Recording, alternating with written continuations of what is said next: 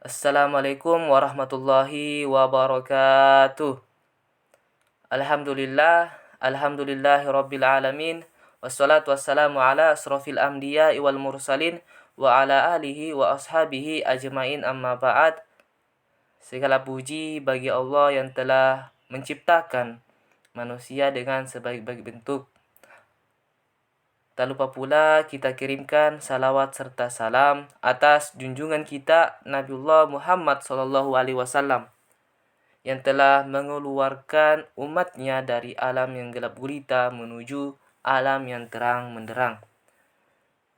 Baik, perkenalkan nama saya Ahmad Muntarik Agil dari Prodi Tadris Matematika, Fakultas Tarbiyah, Kampus IAIN Parepare.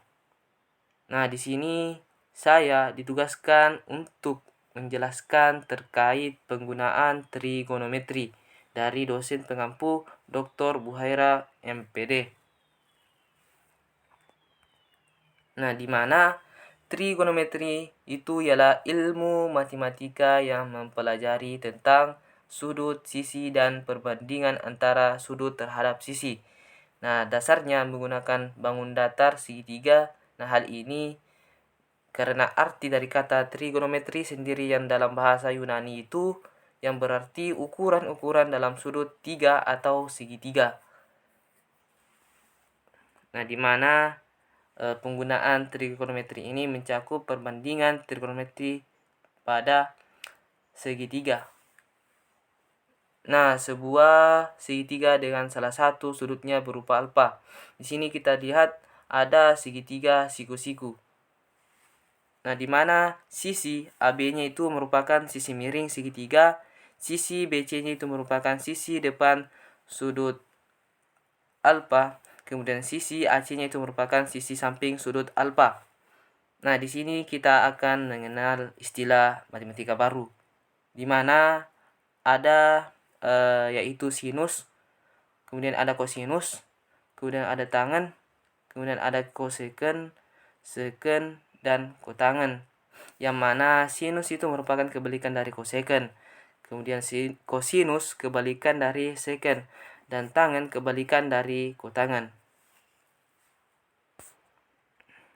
Kemudian kosinus, sinus, dan tangen ini digunakan untuk menghitung sudut dengan perbandingan trigonometri sisi di segitiga.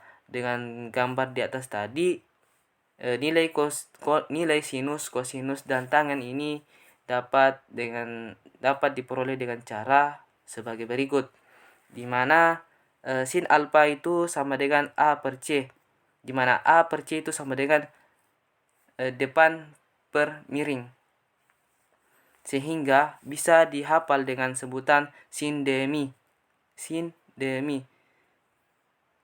Kemudian cos alfa itu sama dengan B per C, di mana B per C ini itu sama dengan samping per miring. Nah, maka kita bisa hafal dengan sebutan cos sami. Kemudian ada tan alfa. Tan alfa ini sama dengan A per B, di mana A per B ini juga sama dengan depan per samping. Sehingga kita bisa hafal dengan sebutan tan desah. Tan depan per samping. Nah, kemudian pada koseken alfa itu sama dengan 1 per sin alfa, itu juga sama dengan 1 per A per C, itu sama dengan C per A. Kemudian seken alfa itu sama dengan 1 per cos alfa, sama dengan 1 per B per C, sama dengan juga C per B.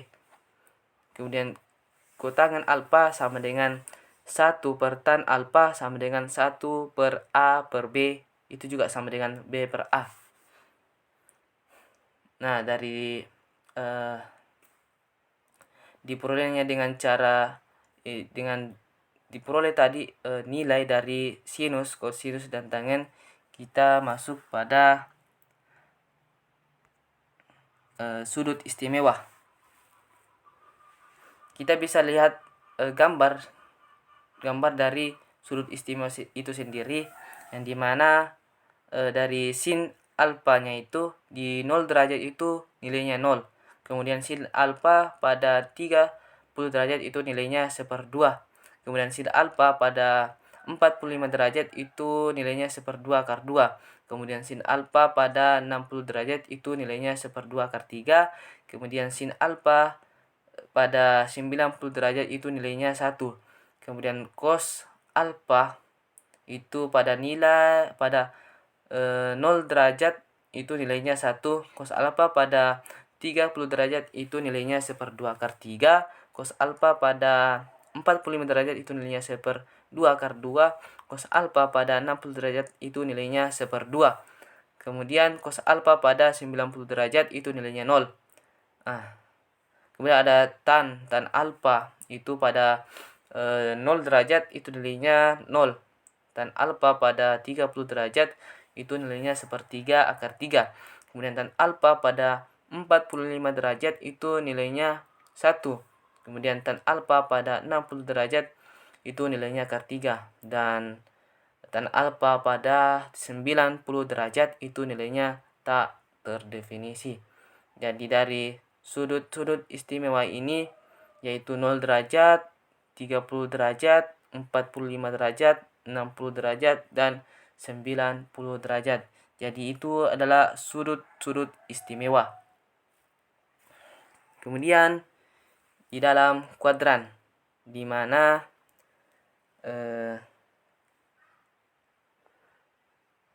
dalam kuadran ini terdapat lingkaran yang dimana suatu lingkaran ini memiliki rentang 0 derajat sampai 360 derajat, dimana di dalam sistem koordinat terdapat juga di dalam sistem koordinat itu terdapat sumbu X dan Y, dimana sumbu X-nya ini bisa juga disebut dengan garis horizontal, sedangkan sumbu Y-nya ini yang ke atas itu tegak lurus bisa disebut juga garis vertikal. Nah, dari sudut tersebut dibagi menjadi 4 kuadran dengan masing-masing kuadrannya memiliki rentang sebesar 90 derajat. Di mana kuadran pertama itu memiliki rentang sudut dari 0 derajat sampai 90 derajat dengan nilai sinus, kosinus, dan tangen positif. Kemudian kuadran kedua memiliki rentang sudut dari 90 derajat sampai 180 derajat dengan nilai kosinus dan tangen negatif. Kemudian sinusnya itu positif. Kemudian dari kuadran ketiga ini memiliki rentang sudut dari 180 derajat sampai 270 derajat dengan nilai sinus dan kosinus negatif. Kemudian tangennya itu positif. Dan yang terakhir di kuadran keempat ini memiliki rentang sudut dari 270 derajat sampai 360 derajat dengan nilai sinus dan tangennya ini negatif. Dan kosinusnya ini positif. Kemudian kita bisa perhatikan tabel trigonometri di sini di bawah dari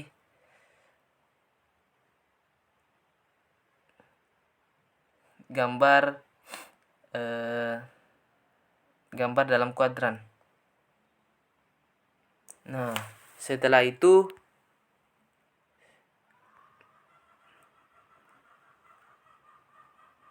kita masuk di identitas trigonometri.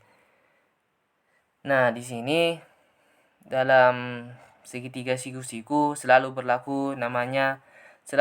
berlaku itu prinsip Pitagoras, yaitu A kuadrat ditambah B kuadrat sama dengan C kuadrat, di mana pada materi ini prinsip Pitagoras ini menjadi asal pembuktian dari identitas trigonometri itu sendiri, di mana A kuadrat ditambah B kuadrat itu sama dengan C kuadrat.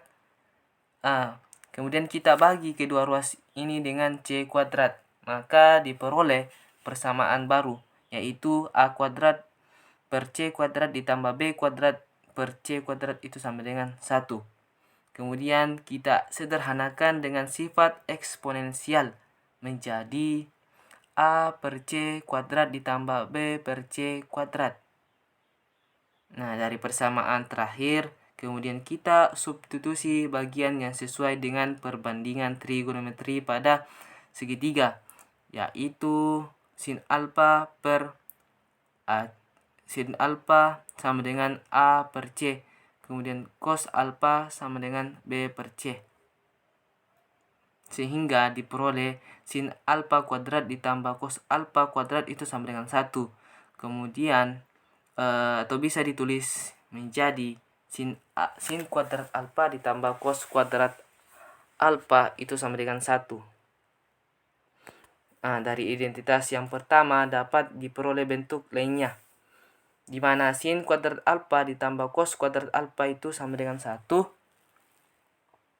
Kemudian kita bagi sin